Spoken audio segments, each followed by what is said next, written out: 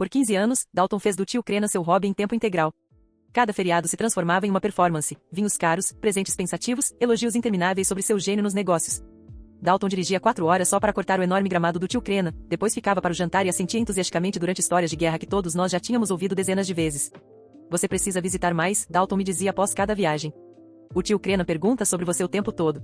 Ele vale 12 milhões, Ezra. 12 milhões. E não tem filhos. Eu sempre o ignorava. O tio Crena me lembrava demais do meu pai, o mesmo olhar calculista, a mesma forma de fazer você se sentir pequeno com um único comentário.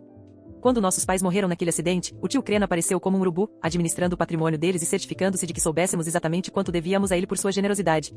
Ele está nos testando, Dalton insistia, dizendo que estava brincando de favorito para ver quem realmente se importava. Mas eu já tinha feito minhas contas. O tio Crena era um velho amargurado que gostava de ver as pessoas rastejarem. Qualquer herança que ele pudesse deixar não valia a pena passar meus fins de semana fingindo adorá-lo. Enquanto isso, Dalton intensificava seus esforços. Lembrava-se do aniversário do tio, enviava cartões de Natal, até nomeou seu filho em homenagem a ele. Quando Crena mencionou que queria experimentar golfe, Dalton imediatamente se inscreveu em aulas. Quando reclamou da governanta, a esposa de Dalton começou a limpar a casa dele semanalmente. Você está cometendo um grande erro, Dalton me avisou no último Natal. Ele fala sobre atualizar o testamento constantemente. Você acha que seu orgulho vale milhões? No mês passado, o tio Crena teve um ataque cardíaco massivo enquanto dormia. No funeral, Dalton usou seu terno mais caro e fez um emocionado discurso sobre a perda de seu mentor e figura paterna. Falou sobre a sabedoria, generosidade e orientação insubstituível do tio Crena. Eu fiquei na última fila, assistindo à performance. A leitura do testamento estava marcada para ontem à tarde. Dalton chegou com uma pasta de couro e seu contador, pronto para discutir implicações fiscais e planejamento patrimonial. Já havia pesquisado o porte do tio Crena e começado a olhar penhouses no centro da cidade. A advogada da família, uma mulher severa chamada Senhora Rivera, limpou a garganta e começou a ler o documento grosso. Para meu sobrinho, Dalton, que passou tantos anos dedicados a me visitar e cuidar das minhas necessidades.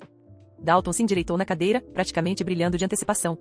Deixo minha coleção completa de iscas de pesca e caixas de equipamento, avaliadas em aproximadamente $400. A cor desapareceu completamente do rosto de Dalton.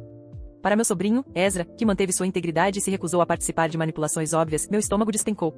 Deixo todo o meu patrimônio, incluindo propriedades, investimentos comerciais, veículos e ativos líquidos totalizando 11,7 milhões. Dalton explodiu da cadeira.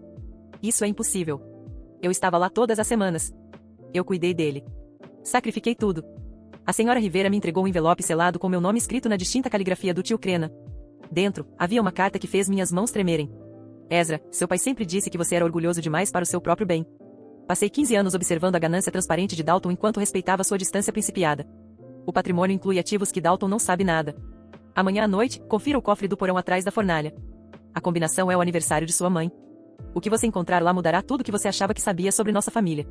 Não caberia o que acontece a seguir neste vídeo curto. Assista o resto abaixo. Dirigi para casa com a carta do tio Crena queimando um buraco no bolso da jaqueta. 1,7 milhão de dólares. O número pulava pela minha cabeça como uma bola de pinball. Meu telefone não parava de vibrar, Dalton ligando, mandando mensagens, provavelmente surtando em algum lugar. Ignorei todas as chamadas. Naquela noite, não consegui dormir. Fiquei pensando no aniversário da minha mãe, 15 de março de 1953. 03-15-53, o que o tio Crena poderia ter escondido que fosse tão importante? E o que ele quis dizer com mudará tudo que você achava que sabia sobre nossa família? Na noite seguinte, esperei até escurecer antes de dirigir até a casa do tio Crena. Ainda tinha a chave reserva de quando ajudei a limpar a geladeira dele após o funeral. A enorme mansão de estilo tutorista estava vazia e escura, suas janelas góticas me encarando como olhos desaprovadores.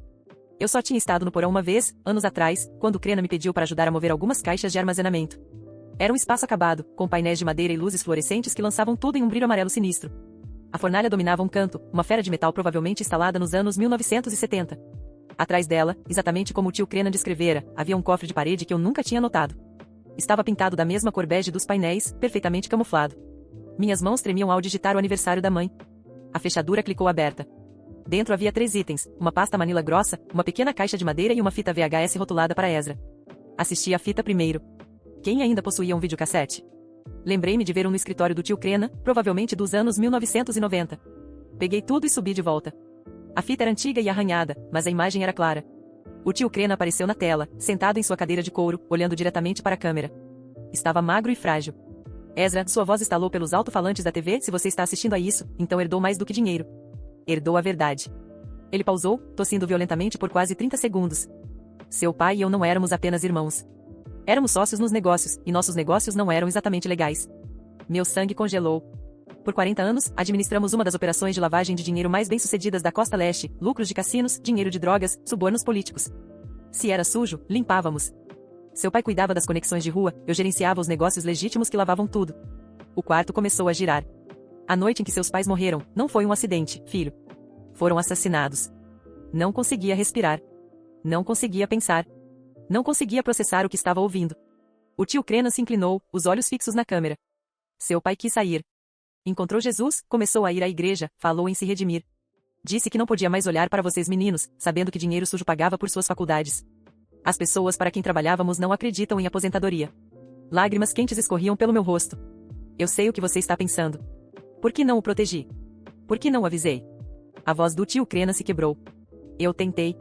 Supliquei que fosse esperto, mas Thomas sempre foi teimoso, como você. Ele se recostou, parecendo ter todos os seus 78 anos. O relatório do acidente dirá falha mecânica. Linhas de freio cortadas por detritos na estrada. Mas eu sei a verdade. Vivi com esse conhecimento por 22 anos, assistindo vocês crescerem, sabendo que não poderia contar a verdade sem colocá-los em perigo. A fita pausou enquanto ele tentava se recompor. A pasta contém evidências, nomes, datas, registros financeiros, fotografias, tudo que você precisa para derrubar toda a rede. A caixa de madeira contém algo que seu pai deixou para vocês, algo que prometi guardar até vocês serem capazes de entender. Dalton nunca pode saber disso. Ele é fraco, Ezra. Venderia a própria avó pelo preço certo. Mas você é como Thomas. Princípio demais para seu próprio bem. É por isso que confio a você. A imagem piscou enquanto Crenan ajustava algo fora da câmera. Você tem 3 escolhas. Pegue o dinheiro e destrua o resto. Finja que isso nunca aconteceu. Viva sabendo a verdade, mas sem agir. Ou faça justiça de uma vez por todas, mas esteja preparado para perder tudo que considera seguro. Olhei para ele, meus olhos pesando com a decisão que poderia definir não apenas meu futuro, mas minha própria identidade. Cada opção parecia apertar meu peito de maneira diferente. A primeira oferecia conforto imediato, mas a culpa me consumiria lentamente. A segunda parecia passiva demais, uma sentença silenciosa de arrependimento. A terceira era mais perigosa, mas também a mais certa. Eu vou fazer justiça, disse finalmente, com a voz firme, apesar do frio que subia pela espinha. O homem suspirou, como se esperasse essa resposta o tempo todo. Então prepare-se. Não haverá volta. Cada passo será observado, cada movimento registrado. O que você está prestes a enfrentar não é apenas vingança, é uma guerra. Naquela noite, voltei para minha casa, mas não como Ezra Morrison, o herdeiro silencioso. Voltei como alguém que conhecia o sabor da verdade crua e estava pronto para usá-la como arma. Comecei a compilar cada informação que tinha, cada ligação interceptada, cada transação suspeita que consegui rastrear. Os rostos que antes pareciam intocáveis agora estavam todos ligados a um mapa de corrupção, assassinatos e mentiras. Dalton era o primeiro da lista. Ele ainda tentava se mover pelas sombras, acreditando que eu não sabia nada. Mas eu sabia de tudo. Cada vez que ele respirava, eu sabia onde estava, com quem falava e o que planejava. Eu usei a ingenuidade dele contra ele. Organizei encontros falsos, propostas falsas, promessas que o levariam diretamente para minha armadilha. E então, como esperado, ele caiu. Não havia gritos, não havia drama, apenas a frieza de uma vitória calculada. Enquanto ele enfrentava as consequências de seus próprios erros, uma parte de mim sentiu a liberação de anos de raiva acumulada. Mas essa era apenas a primeira peça. As famílias criminosas restantes começaram a sentir a pressão. Contratos começaram a falhar, homens de confiança foram presos ou traídos, e os negócios ilegais começaram a desmoronar por dentro. Eu estava em todos os lugares e em lugar nenhum, uma sombra silenciosa que controlava cada movimento do tabuleiro. Sofia, minha aliada e, de certa forma, minha única amiga nessa jornada sombria, percebeu que algo havia mudado. Ela me olhou com uma mistura de medo e admiração. Ezra, o que você está fazendo? Perguntou, quase sussurrando. Estou corrigindo erros antigos, respondi, mantendo meu tom calmo, mas deixando claro que não havia espaço para objeções.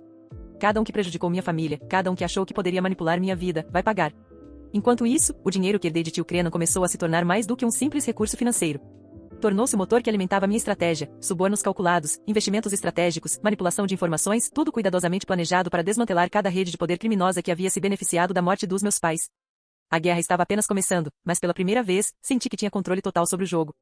E enquanto a noite avançava, olhando para o céu estrelado de Oregon, percebi que a escolha que fiz, justiça em vez de conforto, era exatamente o que definia quem eu era. Porque no fim, não se tratava apenas de vingança. Tratava-se de restaurar a ordem, de mostrar que mesmo no mundo mais sombrio, a inteligência, paciência e coragem poderiam prevalecer.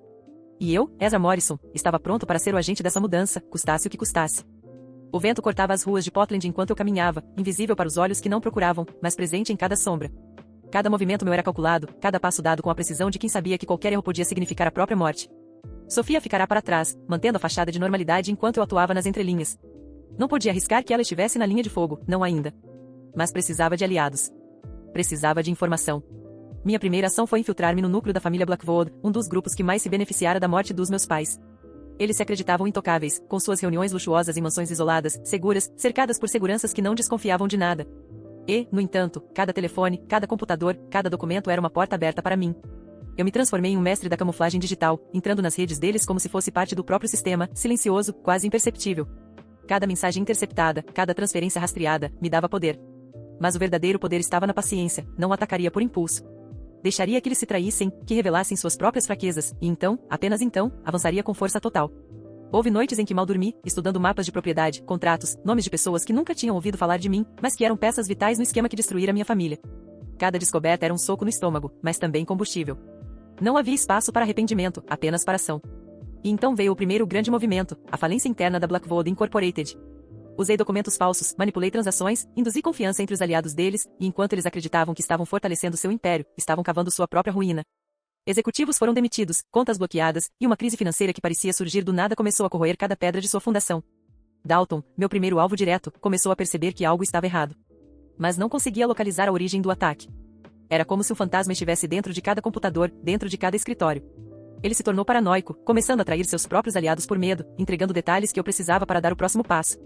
Sofia me visitava raramente, sempre trazendo café ou alimentos, mas evitando qualquer conversa sobre minhas operações.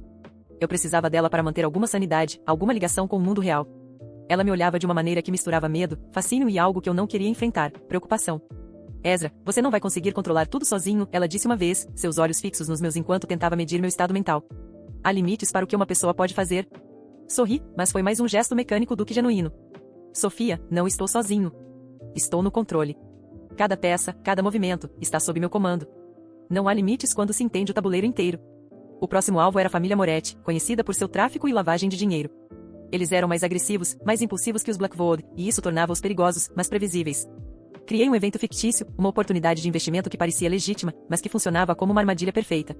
Homens confiantes e gananciosos entraram na rede, fornecendo informações cruciais sobre rotas de contrabando, contatos internacionais e contas secretas que poderiam financiar qualquer operação. Com cada passo, minha presença se tornava mais silenciosa e mais letal. Cada movimento deles era calculado como se eu estivesse 2 passos à frente, sempre pronto para transformar sua própria ganância em queda. Alguns começaram a desaparecer de repente, outros foram presos por acusações que surgiam misteriosamente do nada. Não havia elogios ou agradecimentos, apenas silêncio e a inevitabilidade da justiça que eu impunha. Enquanto isso, minha própria identidade estava mudando. Ezra Morrison, o herdeiro silencioso, estava desaparecendo. No lugar dele, havia um estrategista frio, meticuloso, quase mortal nos olhos dos que não viam os fios sendo puxados por trás. Eu comecei a me afastar de tudo que era mundano, amigos, familiares que ainda sobravam, qualquer ligação que pudesse ser explorada por meus inimigos. A solidão tornou-se minha companheira constante e, ao mesmo tempo, meu maior trunfo. As semanas se transformaram em meses. Cada operação precisava ser perfeita, cada movimento sincronizado. As famílias criminosas começaram a se perguntar quem estava por trás das falhas, dos erros e das traições internas. Mas não havia respostas.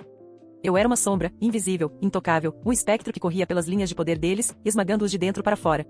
Então veio o momento decisivo, uma reunião entre todas as famílias restantes, organizada por Dalton em um esforço desesperado para consolidar poder e eliminar qualquer ameaça.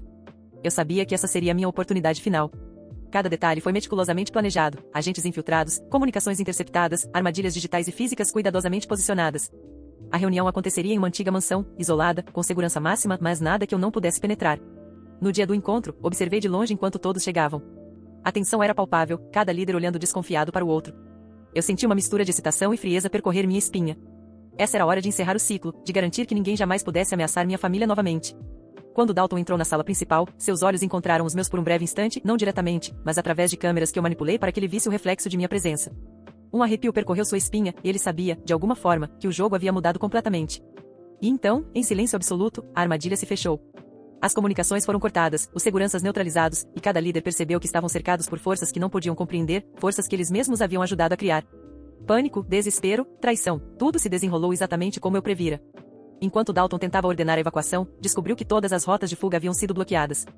Cada documento que eu precisava para garantir sua queda já estava nas mãos das autoridades, cuidadosamente entregues para que parecesse um acidente da própria corrupção deles. Ele olhou para mim através das câmeras, uma expressão de horror absoluto, entendendo finalmente que perderá. No silêncio que se seguiu, senti uma estranha mistura de triunfo e vazio. A vingança estava completa. Não havia celebração, apenas a consciência tranquila de que cada peça se encaixara no tabuleiro exatamente como planejado. Mas, ao mesmo tempo, uma parte de mim percebeu que a vida que eu conhecera antes não existia mais. Ezra Morrison, o herdeiro silencioso, estava morto. No lugar dele havia alguém diferente, alguém que compreenderá o preço da justiça absoluta. Sofia apareceu ao meu lado, silenciosa, observando o resultado de tudo. E agora? Ela perguntou, sua voz um sussurro tenso. Agora? Respondi, olhando para a cidade iluminada abaixo, sabendo que minha guerra pessoal havia terminado, mas que minha própria vida havia mudado irreversivelmente. Agora, construímos algo novo. Não mais sombras, não mais manipulação. Mas nunca esquecendo que o mundo é feito de escolhas, e algumas escolhas nos definem para sempre. E assim, enquanto a noite avançava, percebi que havia conquistado não apenas justiça, mas uma liberdade perigosa, uma consciência afiada e um poder silencioso que poderia moldar o futuro de todos ao meu redor. A vingança tinha sido o início, mas a verdadeira vida começava agora, não como Ezra Morrison, herdeiro silencioso, mas como alguém que dominara as sombras para trazer ordem ao caos. E, no entanto, enquanto respirava o ar frio da madrugada, uma certeza permanecia: nunca mais poderia confiar plenamente em ninguém, nem mesmo em mim mesmo.